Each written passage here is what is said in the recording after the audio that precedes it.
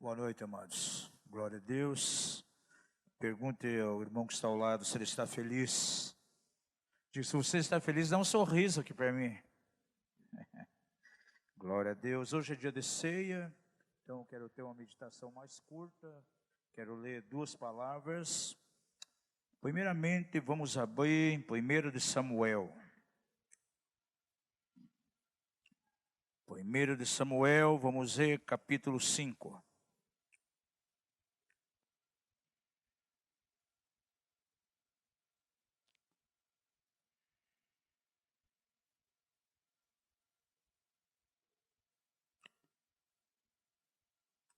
Melhor, 1 Samuel 6. Aquilo que eu vou falar, na verdade, é uma meditação no capítulo 5 e 6 de Samuel inteiro. Muitas coisas que eu vou estar falando está contido aqui nesses dois capítulos. Mas eu quero ler versos 16, 17 e 18. A palavra do Senhor diz o seguinte: e os 5 chefes dos filisteus, diga isso, 5 chefes dos filisteus, tendo visto aquilo, voltaram para Ecrón no mesmo dia. Estes, pois, são os tumores de ouro que os filisteus enviaram ao Senhor como oferta pela culpa. Por Asdod um, por Gaza outro, por Asquelon outro, por Gate outro e por Ecrón outro. Como também os ratos de ouro, segundo o número de todas as cidades dos filisteus, pertencentes aos 5 chefes, desde as cidades fortificadas até as aldeias campestres. Disso é testemunha a grande pedra sobre a qual puseram a arca do Senhor, pedra que ainda está até o dia de hoje no campo de Josué, o Betsemita. E vamos abrir também em 2 Samuel, capítulo 5. E vamos ver versos de 17 até o 20. A palavra declara o seguinte: quando os filisteus ouviram que Davi fora ungido rei sobre Israel, subiram todos em busca dele. Diga, todos em busca de Davi. Ouvindo isto, Davi desceu à fortaleza. Os filisteus vieram e se estenderam pelo vale de Refaim. Pelo que Davi consultou o Senhor, dizendo: subirei contra os filisteus? Entregar-nos-á nas mãos? E respondeu o Senhor a Davi: sobe, pois eu entreguei os filisteus nas tuas mãos. Então foi Davi a Baal-Perazim, e ali os derrotou, e disse: o Senhor rompeu os meus inimigos diante de mim, como as águas rompem barreiras. Por isso chamou o nome daquele lugar Baal-Perazim. Feche os olhos, vamos orar ao Senhor. Pai da glória, nós adoramos o teu nome nessa noite, declaramos, Senhor, que nós precisamos de ti. Precisamos do agir do teu Espírito em nós. Ó Pai, ilumina a tua palavra. As Escrituras declaram que a exposição da tua palavra nos traz luz. E nós queremos o melhor do trigo, o melhor do pão nessa noite. Queremos a revelação da essência da tua palavra. Que o teu Espírito venha falar conosco de uma maneira poderosa. Abrimos o nosso coração para receber de ti. E que a tua palavra seja aplicada nos nossos corações. E que mais uma vez o nome do Senhor seja glorificado. Não permita, Senhor, que nenhuma força maligna venha roubar a semente que irá ser semeada nesse momento aqui. E que a palavra do Senhor encontre lugar, encontre guarida nos nossos corações. E ao nome do Senhor, nós damos toda a honra, toda a glória. Oramos a ti, ó Pai, no maravilhoso nome de Jesus. Amém e amém.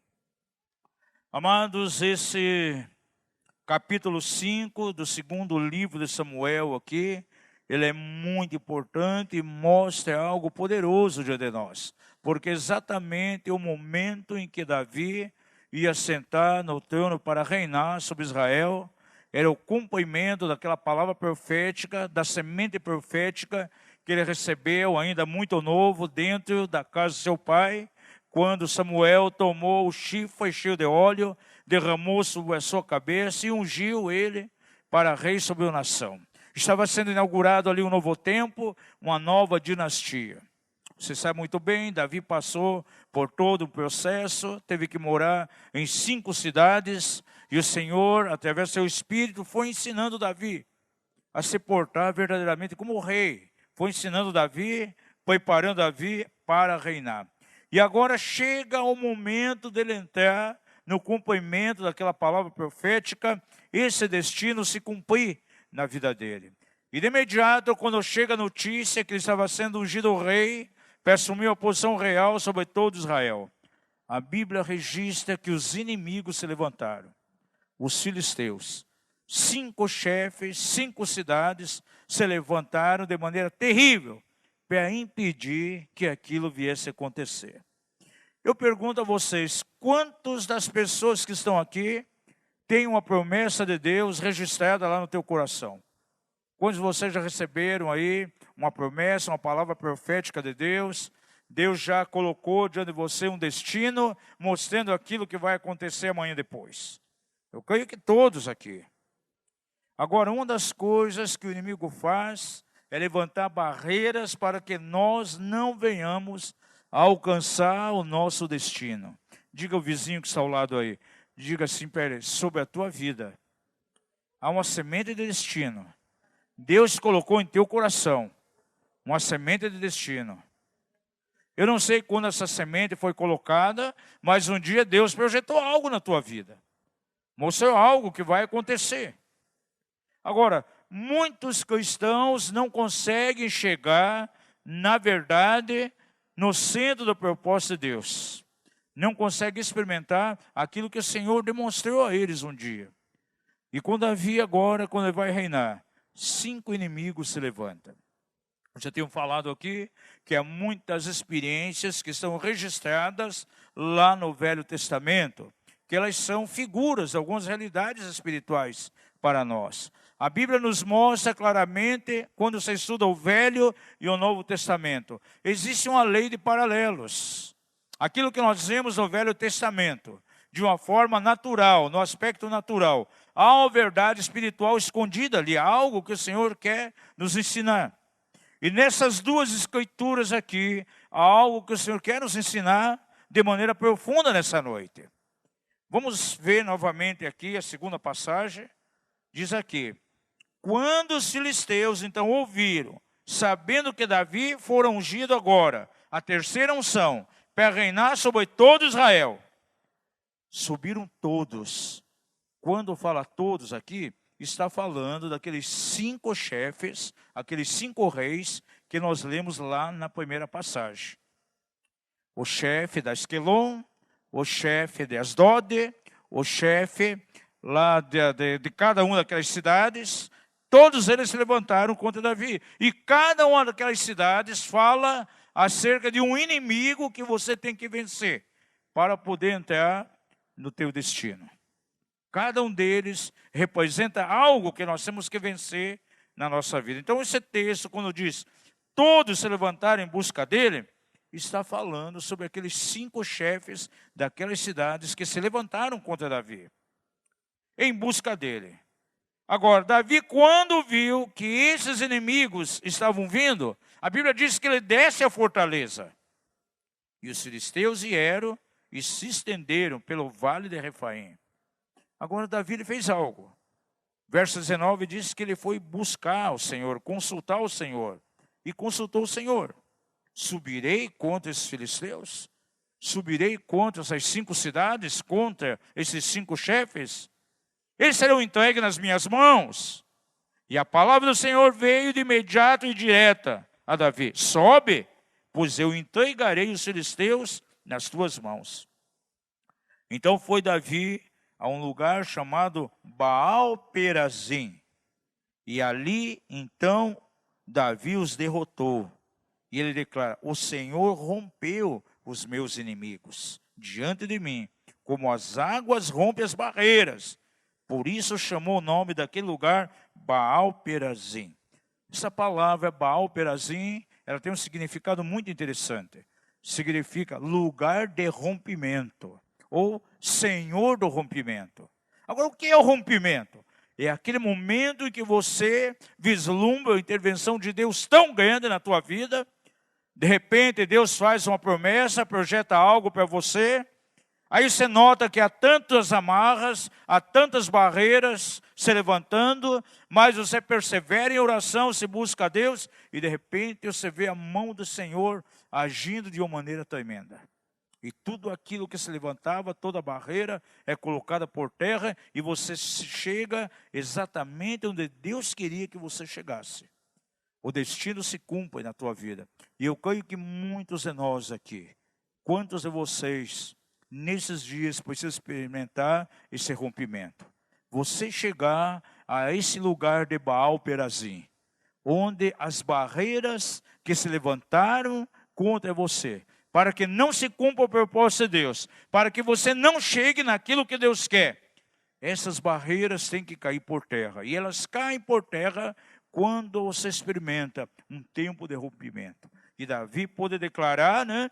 O Senhor colocou por terra os meus inimigos, como as águas rompem as barreiras, e chamou aquele lugar Baal-Perazim. Diga ao seu vizinho, você tem que chegar ao teu lugar, ao teu Baal-Perazim. Diga a ele, é o lugar onde Deus vai intervir. E as barreiras vão cair por terra. E o propósito de Deus vai se cumprir na tua vida. Agora, existem alguns inimigos internos que nós precisamos vencer. Se queremos experimentar um rompimento na nossa vida, uma intervenção de Deus no ministério, na família, nas finanças, na nossa caminhada com Deus, se queremos ver a mão do Senhor operando, Davi ele precisou vencer aqueles 5 homens fortes, aqueles 5 chefes das cidades, há 5 inimigos que nós temos que vencer. Eu quero colocar diante de você nessa noite 5 inimigos internos que eu e você temos que vencer para chegar exatamente a esse lugar de rompimento, onde você vai poder vislumbrar a mão do Senhor, você vai entrar no propósito de Deus, você vai entrar na promessa de Deus, você vai experimentar aquilo que Deus projetou, aquilo que Deus desenhou para você. Vamos voltar à primeira passagem que lemos. Volte lá em 1 Samuel, capítulo 6.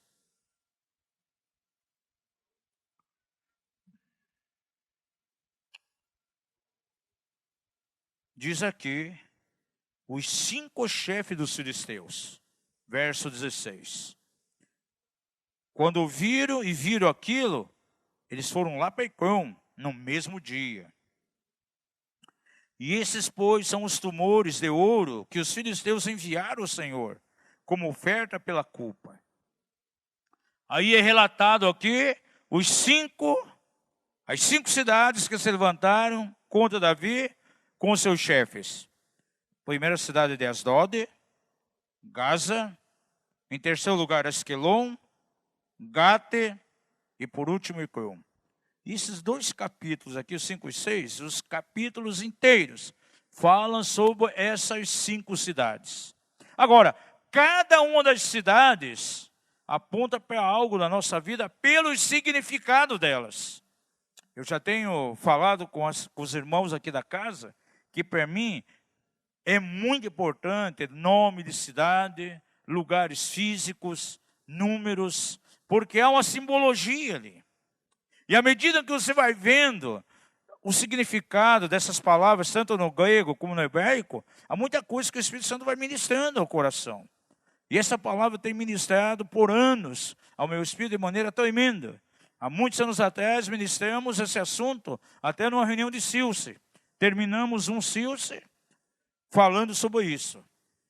Acerca de vencermos nossos inimigos internos para experimentar uma intervenção de Deus, para experimentar verdadeiramente a mão do Senhor em nossa direção. O primeiro nome que aparece aqui, o primeiro cidade, o primeiro chefe que precisou ser vencido por Davi, foi a cidade e o seu chefe chamado Asdode. Agora, Asdode tem um significado muito curioso. Aqui no capítulo 5 vai aparecer já no verso 1 o nome dessa cidade.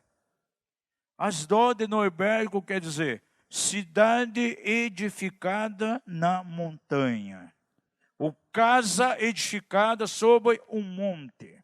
Agora, quando você pensa nessa expressão, cidade edificada numa montanha, pelo menos para mim, a primeira coisa que vem à mente é a questão da altivez, da soberba.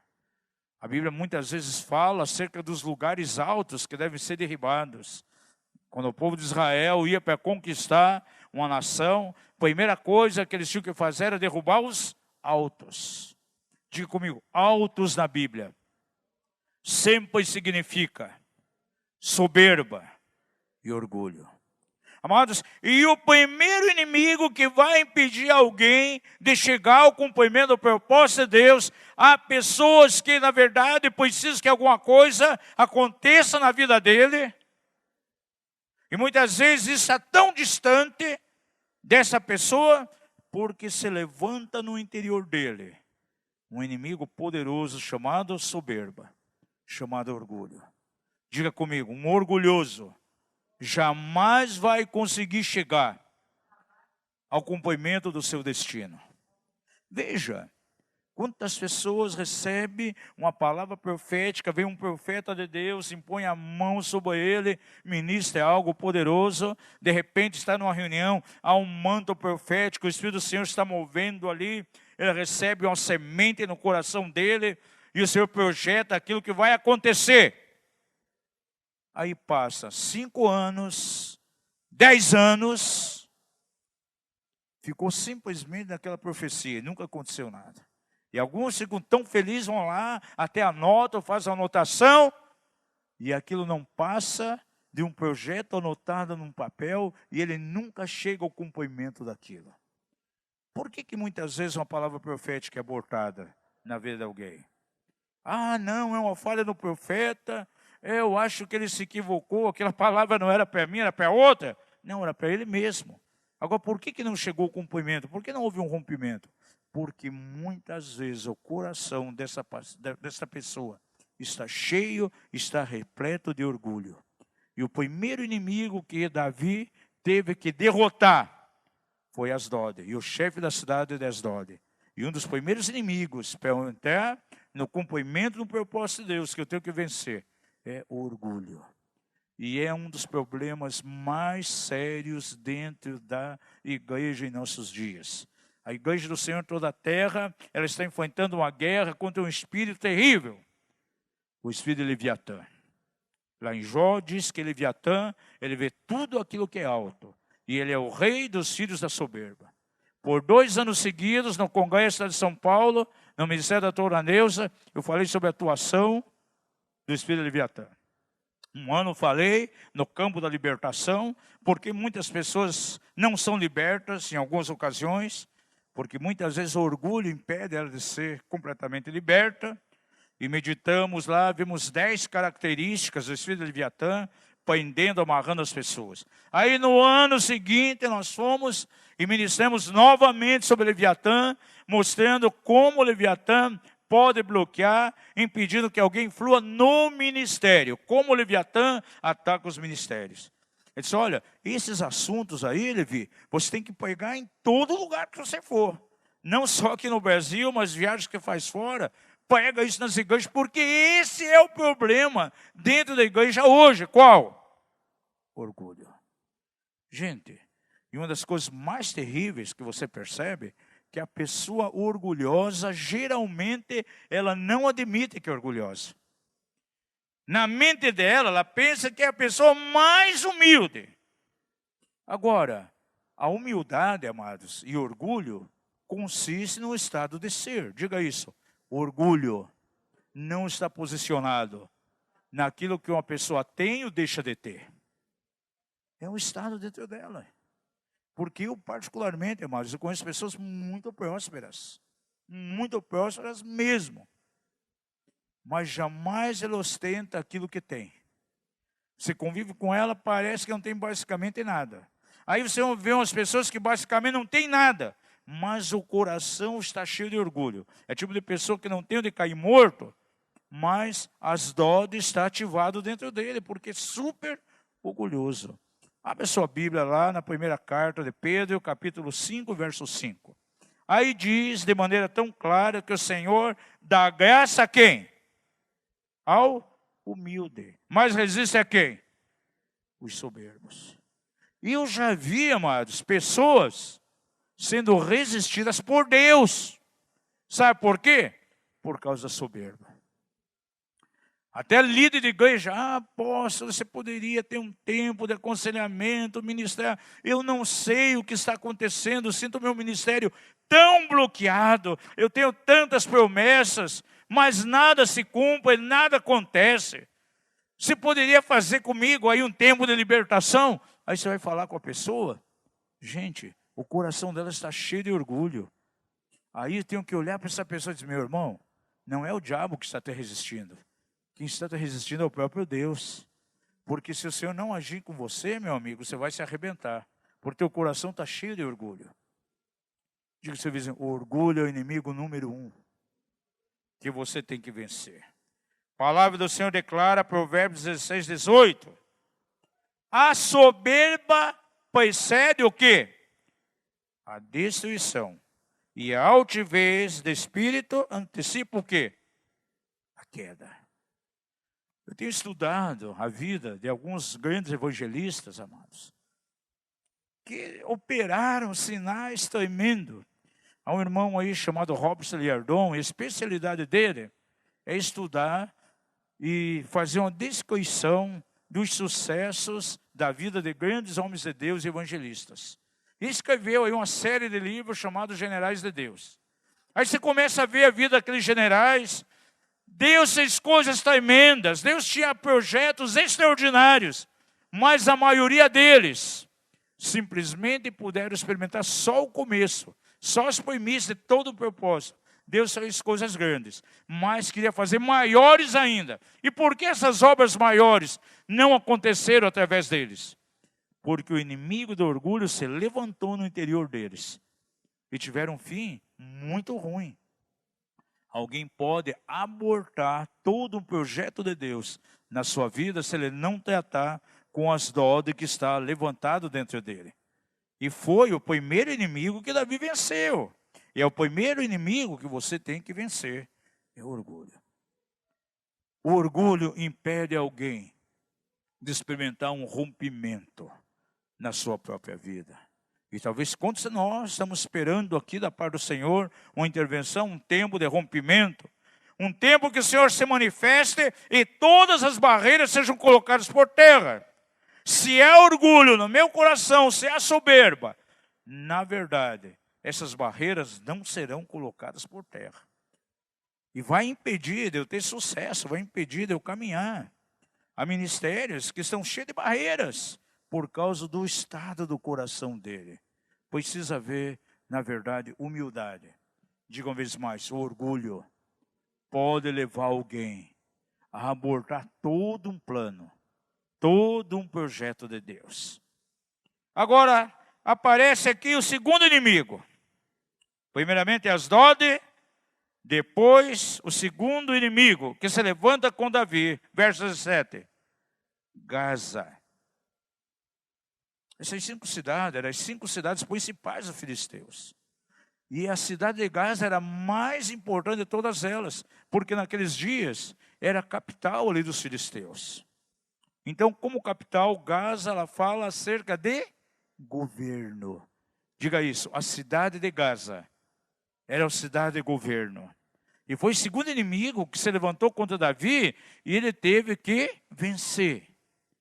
E o segundo inimigo que se levanta em nós para impedir que as barreiras caiam por terra e tenhamos um rompimento.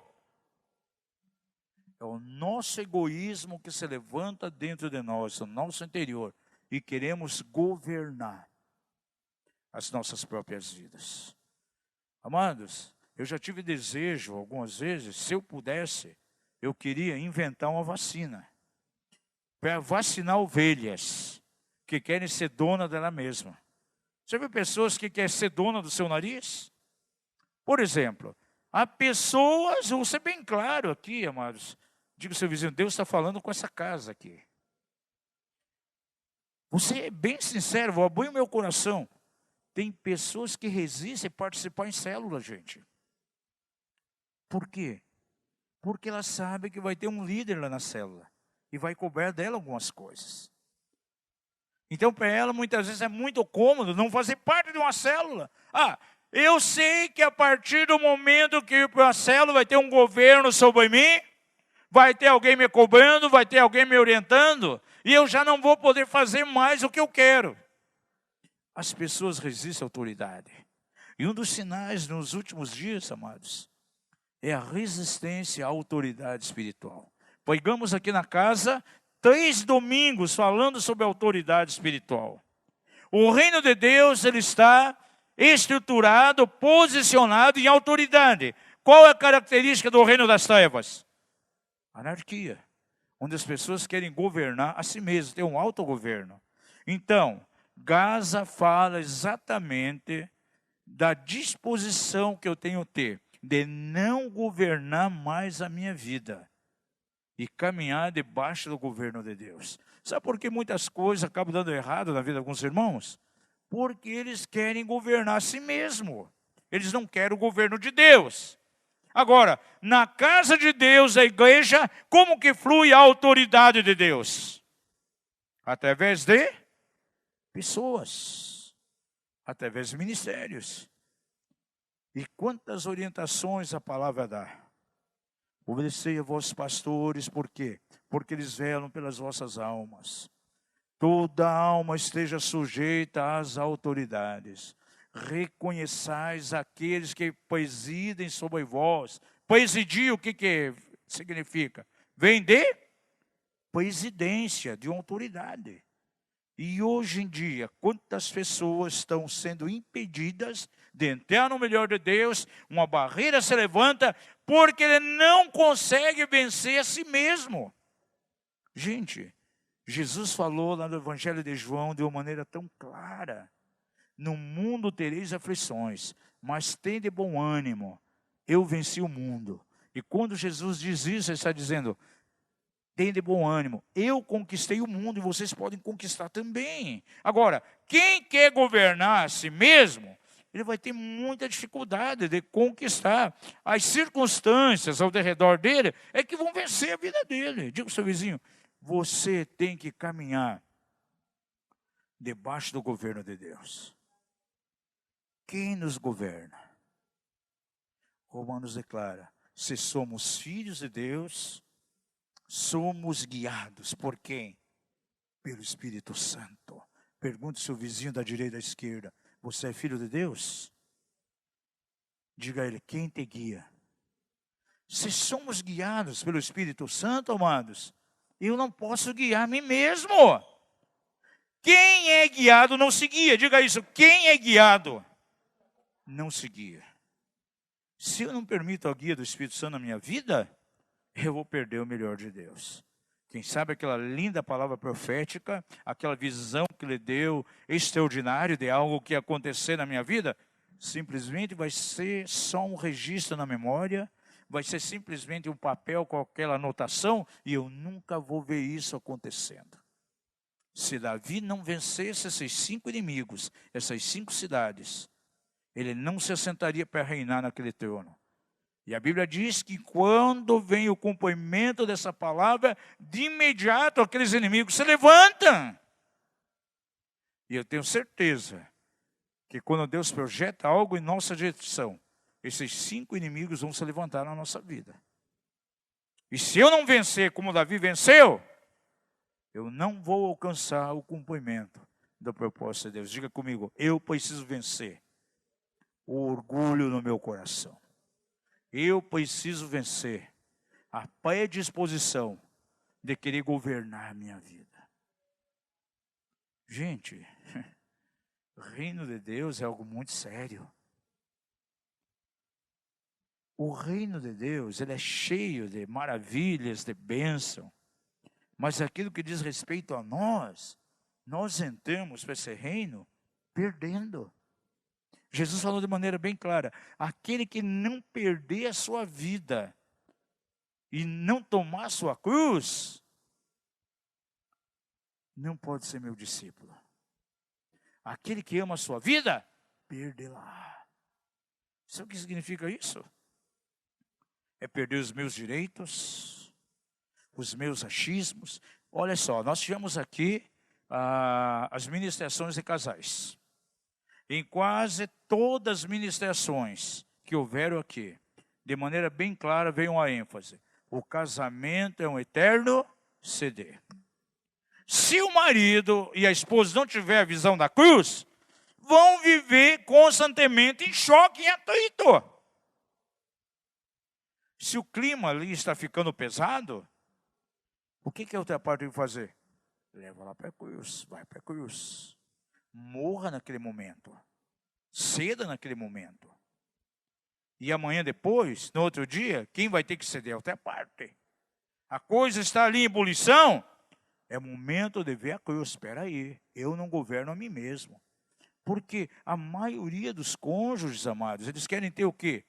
Querem ter direitos. Querem que prevaleça o seu querer, o seu direito. Não é isso que acontece? Quem já viu isso acontecendo? Aí levanta a mão bem baixinho. Talvez você, puxa, quem não foi fazer o fofoca para o pastor, porque está acontecendo isso comigo? Gente, a maioria dos casais estão assim na igreja. As brigas, as discussões, porque nenhum quer ceder, eles querem governar a si mesmo. Esse inimigo aí, chamado Gaza, está tão forte no coração do marido, tão forte no coração da esposa. E quando entramos no nível da igreja, gente, quantas vezes presbitérios, equipes pastorais rachando, porque um líder está contra o outro. Por quê?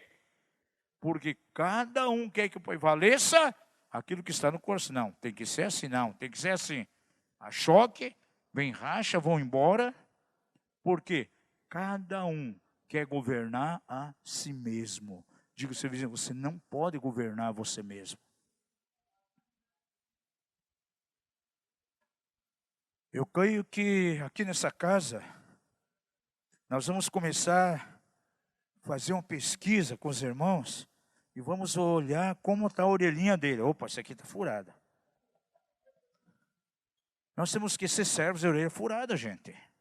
Diga ao seu vizinho, você precisa ser um servo de orelha furada. Você sabe o que significa isso? Quando via o ano do jubileu, aqueles que eram escravos, está lá em Levítico, capítulo 25. Aqueles que eram escravos, no ano do jubileu, era o ano da remissão, ele podia ser solto. Mas tinha alguns escravos que gostavam tanto do dono, chegavam para o dono, não, eu não quero sair da tua casa, eu quero continuar aqui. Você é um amo tão bom para mim, um senhor tão bonzinho, quero continuar escravo. Aí o que aquele senhor fazia? Pegava aquele camarada, levava lá na parede, pegava um tipo de um prego chamado sovela, fazia um furo, furava a orelha dele, e ele era um servo de orelha furada, ou seja, um servo por amor. Ah, eu não estou aqui obrigado, eu não estou aqui porque você me forçou, eu estou aqui porque eu te amo e quero te servir. Por isso nós temos que ser servos de orelha furada. Diga ao seu vizinho, você tem que ser um servo de orelha furada. Você não vai fazer as coisas obrigado, porque alguém está obrigando, te impulsionando. Não, você vai fazer por amor. Você vai dizer, o amor do Senhor, o amor de Jesus me constrange. A minha vida está no altar de Deus. Eu sou um escravo por amor. Eis aqui, Senhor, minha orelha. Fura minha orelha. Sou constrangida pelo teu amor. É o servo de orelha furada. E o servo de orelha furada, ele não governa a si mesmo. Ele é governado por Deus. E quantas pessoas não estão experimentando hoje rompimento em sua vida, porque eles estão governando o seu próprio destino, o seu próprio caminho. Diga ao seu vizinho, você precisa vencer esse grande inimigo. Diga, você precisa vencer a tua Gaza interior.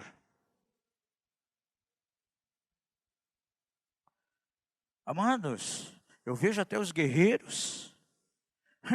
De que adianta um guerreiro de guerra estratégica viaja lá para o Japão, vai lá para a Ásia, vou fazer guerra espiritual nas montanhas, vou subir nas montanhas e proclamar o reino de Deus, se ele não vence a montanha que está dentro dele?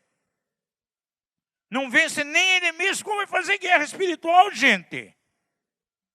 A primeira coisa, vamos entrar em guerra, para demolir fortaleza, eu tenho que derrubar a fortaleza que está dentro de mim.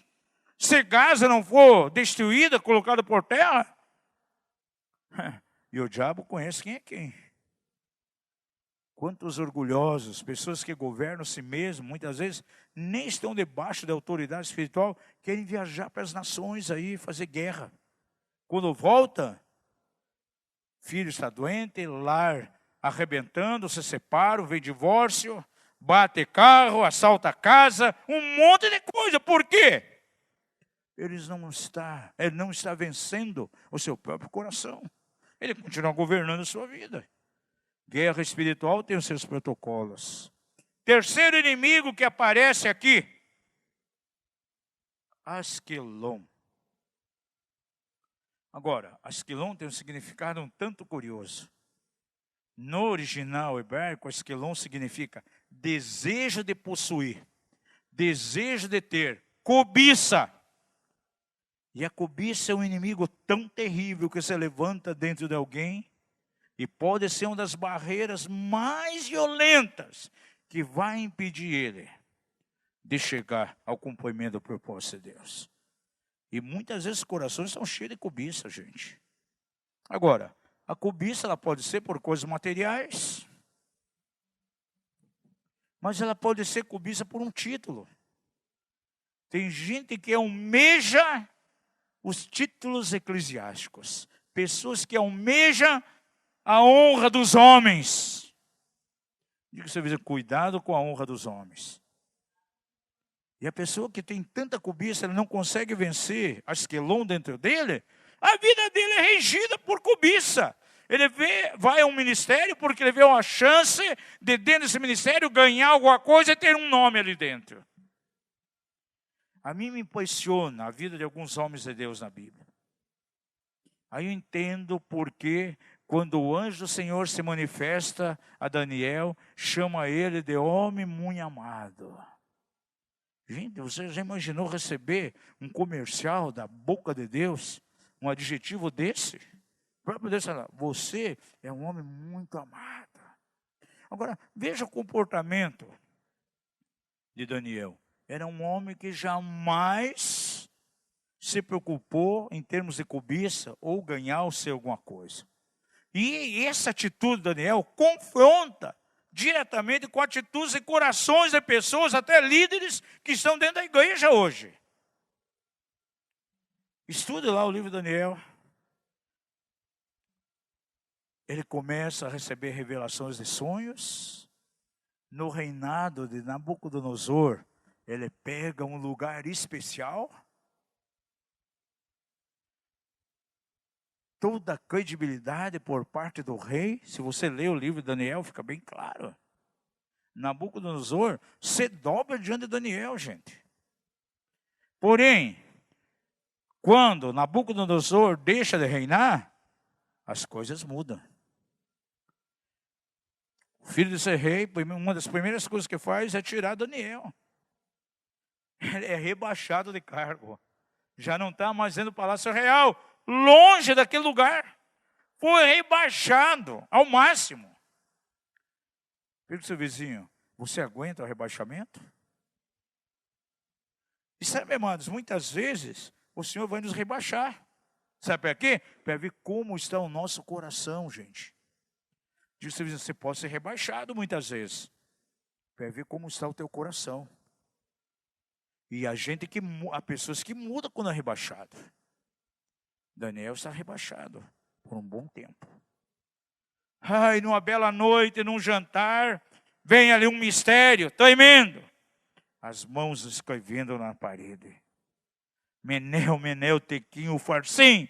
Uau, que é isso? Chega a mãe de Beltesazar. Opa, eu conheço alguém. Eu conheço alguém que pode decifrar isso. E olhe a atitude política do rei. A maneira de oferecer vantagens. Daniel trazido. Aí chega o rei Beltesazar por 2 vezes. Daniel, eu tenho ouvido muito falar de você. Se ele não fosse tratado, não fosse um coração humilde, o seu ego se levantaria. Eu sou isso mesmo. No reino do teu pai, eu era o interpretador de sonhos. E por 2 vezes, Beltesazar fala isso. Isso não afetou nada em Daniel. Imagine. Puxa, olha, eu tenho ouvido falar muito de você. Sabe, eu vejo nas redes sociais aí, alguém falou de você, eu li alguma coisa. Quantas pessoas o coração dela se eleva.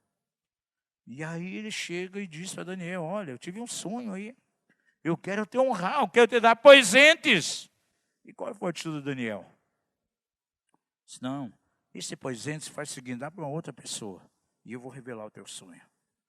Gente, o cobiçoso já ia tirar vantagem nisso.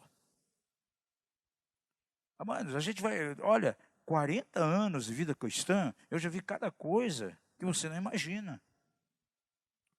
A questão de, muitas vezes, tirar vantagem. De repente alguém faz uma ministração, vê um cara ali que é famoso, o cara é empresário. Opa, eu vou dar mais tempo para ele, eu posso tirar alguma coisinha daqui.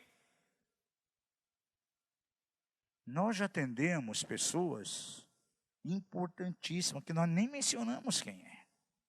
Por exemplo, está numa cidade, está ministrando, veio um parente do Silvio Santos para ministrar. Ministra ele, um tempão, sobrinho dele. E daí? Que diferença fez isso daí? Talvez é a segunda, terceira vez que estou falando isso. Não falei para ninguém. Tem pessoas que já aproveitam isso. Não. Já faz ostentação. Vou tirar vantagem. Puxa, aquele empresário lá está com a sua vida conjugal arrebentando, me chamou para ministrar. Eu quero investir. Eu quero toda semana me reunir com ele. Porque vai sobrar alguma coisinha para mim ali. Gente, a atitude de Daniel confronta completamente isso. No reino de Deus não tem diferença de pessoas, gente. E infelizmente, tem algumas pessoas que não conseguem vencer esse inimigo Asquelon. Aí eles ficam procurando o quê? Tirar vantagem, buscar a honra dos homens, ser reconhecido. É muito fácil alguém se unir a uma outra pessoa para simplesmente usar aquilo como uma plataforma para ele tentar ascender, para que seu nome seja projetado e conhecido depois. Pessoa assim nunca vai chegar ao cumprimento de um propósito de Deus. É uma barreira que se levanta. Como ele vai conseguir experimentar um rompimento de Deus? Diga ao seu vizinho, se você não vencer Asquelon, nunca você vai ter um rompimento na tua vida. Davi foi colocado como rei, porque ele venceu, ele estava vencendo todos os inimigos. Venceu Asdod, venceu a Gaza e estava vencendo Asquelon agora. E nós precisamos vencer Asquelon. Isso tem que morrer em nossas vidas. Paulo diz assim, eu trabalhei mais que todos os apóstolos, porém tem uma vírgula, contudo não eu, mas a graça de Deus que está em mim. Você sabe como é o crescimento espiritual? Pergunta ao seu vizinho, você sabe como que é o crescimento espiritual ministerial? Tem gente que pensa que o crescimento é você de uma experiência bem pequena para uma projeção alta, grandona. Comece a ler as cartas de Paulo, da primeira até a última. Aí você vai ver como que foi o crescimento de Paulo. Foi um esvaziamento dele e um reconhecimento de quem o Senhor é. Porque nas primeiras cartas, ele colocou, eu sou o último dos apóstolos. Aí ele cresceu um pouco mais, ele já não usava esse termo, diz assim, eu sou o último dos santos. E nas últimas cartas, que eu já tinha conhecido bastante, eu sou o principal dos pecadores. Gente, é um esvaziamento. Quantas vezes nós cantamos? É importante que ele cresça e eu diminua. João Batista declara que o Senhor cresça e eu diminua. Diga isso, o crescimento espiritual é a minha diminuição e o crescimento do Senhor em mim. Amados, e quanto mais eu sou de mim mesmo, menos a presença do Senhor em mim. Agora, quanto mais o Senhor em mim, menos será de mim. Diga ao seu vizinho, você precisa crescer. Esse é a escada do crescimento. O último dos apóstolos, derradeiro dos santos, principal dos pecadores. Gente, é terrível você olhar para alguém e ver a imagem dele somente. Chegaram para Jesus, certa vez, chegou André, para Jesus, disse, olha Jesus, tem aí algumas pessoas que querem te ver, querem ver o mestre aí. Você lembra o que Jesus falou? Gente, está chegando a hora. Se o grão de trigo cair na terra e não morrer, ele vai ficar só. Porém, se morrer, ele dá muito fruto. Gente, o que Jesus está falando? Você precisa morrer. Se você não morrer, eu nunca vou aparecer na tua vida. Se não morrermos para nós mesmos, Cristo não vai ser visto em nós. Dá uma chacoalhada no seu vizinho para ele acordar e diga, você precisa morrer. Somente quando você morre, é que Cristo vai ser visto em você. Diga a ele, mais em Cristo e menos em você. Isso é vencer Asquelon. Toda cobiça seja colocada por terra. Todo desejo de ser alguma coisa. Todo desejo de ter alguma coisa. A bênção do Senhor que enriquece. E com ela não acrescentamento de dor alguma. Quarto inimigo. Gate. Gate, no hebraico, significa lagar. Pergunta ao seu vizinho, você sabe o que é um lagar? Digo para ele, lagar não é lagarto. Lagar, nós conhecemos na Israel muito bem o que é um lagar. É onde as uvas eram colocadas e pisadas. Com que objetivo? Para sair o vinho dali. Um bom suco, um bom vinho. E amados, o Senhor permite muitas vezes passarmos por momentos de lagar. E o lagar é para nós sermos pisados ali. E nós só vamos conseguir produzir algo bom, muitas vezes, se formos pisados. E tem gente que não suporta ser pisado. Pula fora. E olha, gente, o Senhor nos leva a alguns testes. Eu lembro quando comecei o ministério, me botaram para fazer cada coisa. Você acha que eu comecei pregando? Sim, pregava, mas sabia na favela. Saí de lá, com a minha blusa lã, cheirando fumaça. Num local que eu nem quero descrever como é que era, onde tinha um ponto de pregação. O riozinho, esse tipo de peixe que tinha lá. Peixe que só nada, água abaixo. Gente, tinha que chegar lá com um grampinho. E quantas vezes você ia para um almoço nesse lugar, que daí você tinha que recitar Marcos 16. Beberão coisas mortíferas e nada lhes fará dano algum. Dizerão, comerão algumas coisas e nada vai fazer dano algum. Gente, minha esposa ia naquele lugar também. Gente, comecei ali. Meu Deus, como era duro. O dia que o pastor chegava, olha, hoje é domingo. A tua função hoje vai ser cuidar da porta, por causa das crianças que vão na rua, lá os carros vão pegar. Eu era o banheiro da igreja, ficar lá de porteiro, pagiando criança pequena. Construir casa, né? Para irmãos fazer mutirão. Gente, as coisas mais terríveis para mim na época. Diga seu vizinho, tudo tem um começo. Não era fácil. Era os tempos de lagar. E com certeza o Senhor só estava observando, olha. Vamos ver como é que ele vai se comportar. Porque se eu não for fiel no alheio, amado, jamais o Senhor vai confiar aquilo que é meu. O Jacques Chirac profetizou para mim lá em Limpe, no Paraguai. Era jovem ainda, disse, olha, você dá de beber a pessoas de um poço emprestado, mas você um dia vai ter um poço, vai dar de beber para muita gente. Olha, gente, isso aí levou uns 25 anos. E eu esperando pacientemente no Senhor. Temos que passar muitas vezes por lagar. E nesse lagar algumas coisas vão acontecer. Parece que as coisas estão contra você. E do lagar só sai duas coisas. Ou vinho ou vinagre. Ou você sai dali melhor, ou você sai dali azedo. Porque você não aguenta passar pelo lagar. As coisas que vão acontecendo, você se vira vinagre, você torna vinagre. Diga você dizer, não queira ser vinagre. Porque vinagre ninguém quer beber, gente. Só se o cara for doido mesmo. Você só quer tomar um bom vinho. Agora, para ser um bom vinho, você tem que suportar o lagar. Ou você sair dali vinho ou vinagre. Pergunta ao seu vizinho, o que você quer ser? Vinho ou vinagre? Porque Gade fala exatamente disso, gente.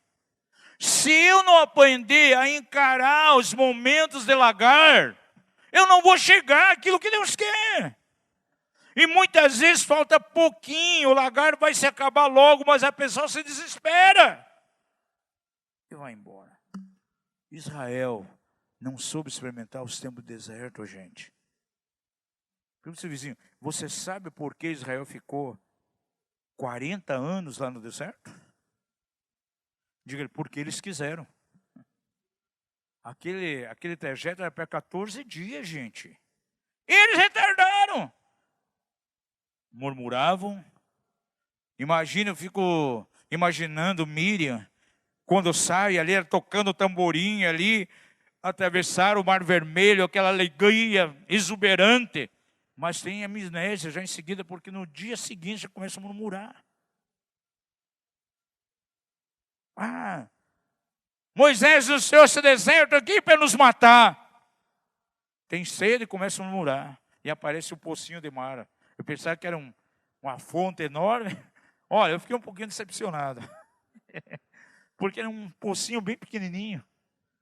E ali eram águas amargas. E Deus é tão misericordioso. Porque Moisés joga um pedaço de árvore, um arbusto, a água fica doce. Olha como Deus é tão bom, ainda dá uma promessa para eles ali. Murmuraram, não sabiam viver o tempo de lagar. E o Senhor ainda dá uma promessa, além de transformar a água doce, olha, eu sou o Senhor que te cura. Meu nome é Jeová Rafá, eu sou teu médico. E o povo não entendia o amor de Deus. Quem já passou por deserto aqui? Eu descobri uma coisa no deserto, gente. É no tempo de lagar, no tempo do deserto, que você mais experimenta que Deus te ama. Diga isso. Nos tempos de deserto, eu posso experimentar o amor de Deus. Até na época nem está liberto lá com Coca-Cola. Lembro um dia de calor, limpando o quintal da minha casa com meu filho. Sem nenhum centavo aquele dia. Quintalzão lá de casa. Na casa que eu moro hoje era quintal antes, cheio de mato. Né? Eu e ele carpindo, e ele jogando os matos lá para fora. Que calor!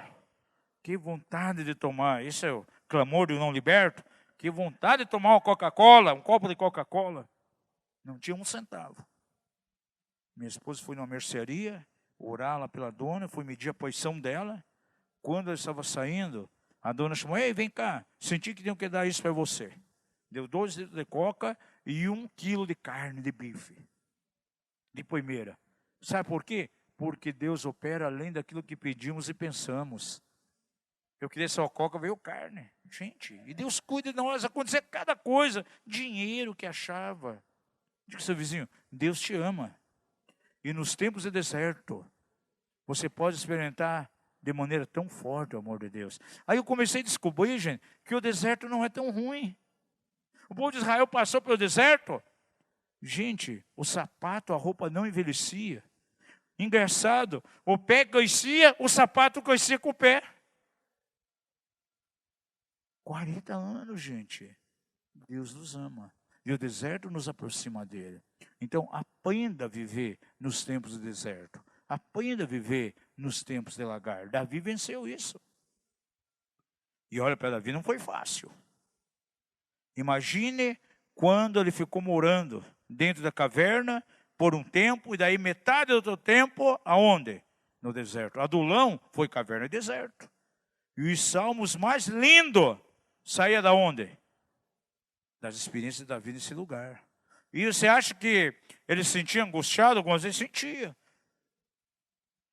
Há muitos salmos que eles parecem que está passando um tempo de depressão. Mas nesse momento, no mesmo instante, ele olhava para o Senhor e salmodiava o Senhor. E diz que reuniu a Davi as pessoas mais terríveis, apertadas de espírito, endividados. E a Bíblia diz que Davi fez líder deles. Talvez quantas ministrações Davi tem que fazer para esse pessoal ali. Quantos seminários de cura interior dentro da caverna. E se tornaram quem? Os valentes de Davi. Diga ao seu vizinho, se você entende os tempos de lagar, você vai passar por eles e você vai ter um olhar redentivo. Porque Davi estava passando por aquilo, não tinha olhar redentivo. Ele não viu o que as pessoas eram no momento, mas sim o que elas seriam. Talvez você está num lagar aí. E o Senhor está te espremendo. Está pisando sobre você. E se você aguentar essas pisadas, vai sair um vinho bom. Mas se você espernear e dizer, não quero, sinto muito dizer, você vai ser um vinagre. Diga ao seu vizinho, você não pode ser 1 litro de vinagre. Deus não destinou você para ser vinagre. Eu conheço muita gente, amados, se tornou vinagre. Pessoas com chamados lindos de Deus. Deus faria coisas tremendas através deles. E hoje não são ninguém. Nem igreja tem, nem ministério tem mais.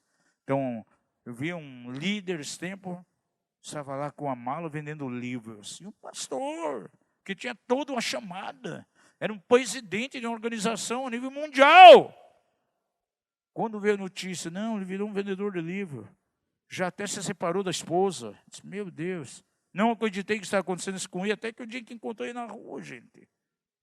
Sabe por quê? Porque as pessoas não sabem passar pelos momentos de prova. São pessoas que não sabem passar pelos momentos de gate. E o último inimigo, e com isso termino, Ecrón. Ali em Ecrón aconteceu algumas coisas.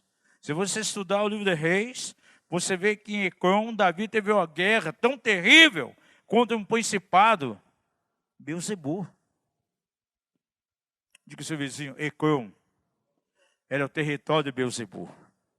E ali ele é adorado com outro nome, Baal-zebub. E tinha rei que ia atrás dele para buscar cura ainda. E o Senhor censurou. Mas Baal-zebub era adorado ali. Agora, Baal-zebub ou Beelzebul tem um significado um tanto curioso. Significa Senhor das moscas. O que uma mosca ela provoca? Pense um pouquinho. Uma das primeiras coisas, está todo mundo me olhando aqui, tem umas 3 moscas circulando, zumbindo aqui. Eu tenho certeza que pelo menos alguns de vocês vão olhar para essa mosca. Da onde está vindo isso? As moscas trazem distração. E essa palavra Ecrón no hebraico quer dizer extermínio. E as distrações que vêm a nós podem exterminar um propósito de Deus, toda uma chamada. Não vamos ter o nosso rompimento espiritual se permitirmos que algumas coisas estejam nos distraindo. E Satanás é perito em distrair, criar atalhos. Deus dá a você uma revelação de um propósito. Pode saber, não vai demorar muito tempo. Vai vir uma contraproposta do inimigo. E parece que você vai chegar mais rápido naquele destino. Mas Deus não está ali. E se você toma aquele caminho, é uma distração. Quem já foi assistir corrida aqui? Não corrida de carro, corrida de pessoas. Gente, Paulo é bem claro. Todos estão ali no pódio, todos estão numa pista, mas só um leva o prêmio, gente. Aquele que quer ganhar, ele tem que ter uma autodeterminação. Não, eu vou vencer. Se ele se distrai, opa, aquele painel, aquela placa, passa um carro ali, mas que carro diferente. Gente, outro já passa aí, vai embora. Ou ele para, poxa, meu sapato é desconfortável, vou dar uma amarrada melhor aqui nesse tênis. Já perde tempo, o outro já passa. Diga ao seu vizinho, você não pode distrair com nada. Gente, e vem muita coisa para provocar distração na nossa caminhada, para que não cheguemos ao nosso rompimento. Pergunta ao seu vizinho, alguma coisa distraindo você? Para te tirar do foco? Há muitas coisas que podem vir para uma questão para tirar do foco, gente. Nós temos que nos autodeterminar. Hebreus é bem claro, caminhando a nossa carreira, olhando para Jesus, autor e consumador da fé, deixando todo o embaraço que nos rodeia. Sinto que, de repente, parece vem o espírito de profecia na gente, vou falar algo aqui. Mas fique tranquilo, não é para vocês, é para quem não veio. Há pessoas que não estão aqui hoje no domingo da ceia, sabe por quê? Não é por causa de pecado, estão com embaraços. Deixando todo o pecado e embaraço que nos cerca para correr a carreira que nos foi proposta. Embaraço, gente. Quer ver uma coisa? Dá tua bolsa aqui, Wilson. Dá a bolsa, tua Bíblia, tua agenda. Tudo aqui. Isso aqui são embaraços, gente. Embaraço, outro embaraço, mais embaraço. Outro embaraço. Daqui a pouco eu estou cheio de embaraço. Eu vou conseguir correr com esse embaraço? Vou conseguir caminhar de maneira livre, perfeita? Não. O que eu tenho que fazer? Desembaraçar. Digo que você precisa se livrar dos embaraços. Tira esses embaraços daí, Rocio. Por quê? Porque não vamos conseguir caminhar, gente. E esses embaraços, muitas vezes, são as distrações que vêm a nós. Olhando firmemente para Jesus, autor e consumador da fé. Deixando todo o embaraço. Paulo diz assim, deixando as coisas que para trás ficam. Para de remoer as coisas antigas. Ai, aquele irmão me decepcionou. Aquele irmão, aquele de célula, aquela igreja. Deixa assim, ir para lá, gente. E vamos caminhar a carreira que nos foi proposta. Sacode essa poeira e vai embora. Manda embora isso. Bartimeu está com a capa cheia de poeira pelo tempo. Jesus aparece e diz, Bartimeu, venha. Ele joga aquela capa e vai na direção de Jesus. E nós temos que tomar a atitude de Bartimeu. Lança fora a capa da poeira antiga, da poeira da decepção, das distrações. Chega de permitir que Baal-Zebub tenha direito e se levante dentro de nós. Diga ao seu vizinho, você tem que vencer com. Porque se você não vencer com, Ecrón vai exterminar com o propósito de Deus na tua vida. Por isso Davi, ele venceu. E você vai vencer também, em nome de Jesus. Vamos ficar em pé. A maior guerra espiritual, amados, é contra nós mesmos. É contra os inimigos dentro de nós. Gente, o grande problema na guerra espiritual não é os demônios de Satanás que operam de maneira exterior. É os nossos inimigos internos que se levantam. E por que muitas vezes alguém não consegue vencer a Satanás e seus demônios? Porque não vence os inimigos que estão dentro dele. E nós precisamos vencer os nossos inimigos. Feche os olhos. Hoje, na verdade, é um dia de ceia. E essa ceia ela tem que ser de maneira profética, uma ceia, na verdade, de vitória. Você diante de Deus, declarando, eu preciso experimentar um rompimento na minha vida, as barreiras têm que cair por terra. Como Davi venceu aqueles inimigos e nada conseguiu remover ele do propósito de Deus, se assentou para reinar sobre Israel. Senhor, eu vou chegar ao meu lugar de rompimento, a tua promessa vai se cumprir, aquilo que o Senhor planejou, o destino de Deus para a minha vida vai acontecer. Sim, veio da boca do Senhor. Não vai ser só uma promessa, não vai ser somente uma profecia, mas vai ser uma realidade na minha vida. Não será simplesmente um projeto no papel, não será somente algo que vai ficar em oração, não, mas será algo real em mim. Pai da glória, nós queremos invocar o Teu nome nessa noite. E nós queremos renunciar em nome de Jesus a todos os inimigos. Davi venceu aqueles inimigos, as 5 cidades, os 5 chefes filisteus que se levantaram contra ele para que não reinasse. E há inimigos que se levantam dentro de nós para impedir que nós venhamos a reinar em vida, que possamos caminhar no Teu propósito. E nós queremos renunciar, Pai. Tira todo orgulho. Nós queremos morrer para nós mesmos, Senhor. Circuncida o nosso interior, circuncida o nosso coração. Nós olhamos para Jesus, o autor e consumador da nossa fé. Nos arrependemos hoje por sermos orgulhosos. Nós expulsamos da nossa vida toda a influência do espírito de Leviatã. Pai, que Leviatã não venha para nos aprisionar, nos levando para uma cadeia de soberba. Trata com cada coração, Pai. Senhor, quantas vezes queremos governar nós mesmos, quando a Tua palavra diz que aquele que é guiado pelo Espírito é Teu filho, e aquele que é guiado não se guia. Pai, queremos nos colocar diante de Ti, como um carro que está com a marcha em ponto morto, para que o Senhor venha e engate a marcha que Ele quiser. Porque, ó Pai, se nós seguirmos os nossos caminhos, aquilo que pensamos, se governarmos a nós mesmos, Senhor, não chegaremos àquilo que Tu queres. Queremos a Tua vontade. Como Jesus declarou, eis-me aqui a mim. No rolo está escrito acerca de mim, eis-me aqui para fazer, Senhor, para fazer, ó Pai, a Tua vontade. Naquele momento eu disse que não seja feita a minha vontade, mas a Tua. E era algo crucial para Jesus. Pai, cada um que se levante, na verdade como um servo de orelha furada. Fura as nossas orelhas, Pai. Queremos ser servos por amor, porque Teu amor nos constrange, Pai. Senhor, há momentos que temos que passar, ó Pai, pelo lagar, onde nós somos pisados. O salmista declarou, foi muito bom, Senhor, eu ter sido afligido, porque eu aprendi a guardar os Teus testemunhos, os Teus mandamentos.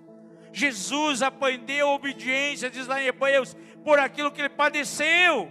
E muitas vezes temos que padecer algo para aprender a obediência, Pai. Queremos agradecer a Ti pelos momentos de prova, pelos momentos de lagar, porque a prova nas nossas vidas opera de acordo com Tiago, uma obra perfeita, para que sejamos perfeitos, sem faltar em coisa alguma. Obrigado, Pai, pelos momentos de prova. Nesses momentos queremos ver a Tua mão. Pai, Davi venceu a Asquelon, venceu a cobiça própria. Livra os nossos corações de cobiça. E Deus diz que temos que nos contentar com aquilo que nós temos, não cobiçando. Há orações que são movidas pela cobiça também, porque Tua palavra declara lá em Tiago, pedis e nada tendes, porque pedis mal. Pedis para gastar nos próprios deleites, com o coração cheio de cobiça. Arranca a cobiça, Pai, em nome de Jesus. Arranca o desejo carnal de ser alguma coisa, mais de Ti, Senhor, e menos de nós mesmos. Importa, Senhor, que Tu cresça e nós venhamos a diminuir. Oh Deus, para a glória do Teu nome. Ora canda xarabacata sarabacai. Pai, nós queremos vencer. E com nós arrependemos hoje, renunciamos tudo aquilo que nos tem distraído. Pai, porque as distrações, elas vêm para nos exterminar o plano, o propósito de Deus em nós. Tudo aquilo que distrai, seja colocado por terra, em nome de Jesus. Nós pedimos que Tu venhas sobre nós, Pai, e haja um tempo de rompimento. Queremos chegar ao lugar do rompimento, que haja em cada vida aqui o seu lugar de Baal Perazim, o lugar de ruptura, onde os inimigos caem por terra, as barreiras são desfeitas e o propósito de Deus se cumpre em nós, para a glória do teu nome, Pai, segundo a tua misericórdia sobre nós, em nome de Jesus. Vamos cantar uma canção. Deixo o céu pra me encontrar. Aleluia.